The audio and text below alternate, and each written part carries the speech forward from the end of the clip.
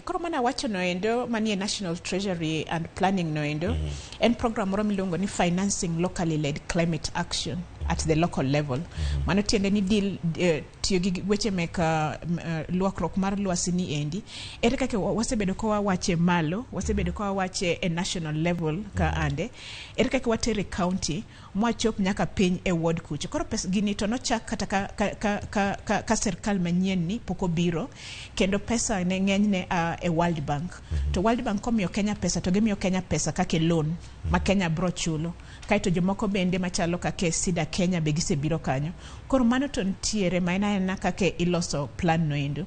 To kena mor kabisa ko wacho ni governor machalo Gladys Wanga en committed gi weche mag climate change, lokruok mar kor lwasi. Kata office wa kanyo sego isime mopenjo ni to pesa nango mantiere, mopenjo ni to ere kaka Homa Bay onge gi climate change bill, ere kaka wanyalo kalo bill ni mondo wanbe wayude pesa noendo. Manyiso ni gimoro en twak ma sani nyabe no setako di counties moko onentie manose lony manose dhi mbele kabisa makora pani gichiegni yudo pesa noendo.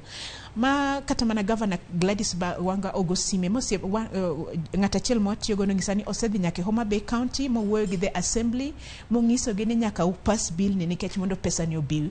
Koro Gladys Wanga en very committed. Kata na yudo sime ko office Gladys Wanga wacho ni kaka nyalo konyo gi e yore machalo mek gender, tiyo gi mine, tiyo gi youth, ere kaka wanyalo konyo gi weche mek machalo mek climate change, lokruok mar kor lwasi gene giendi.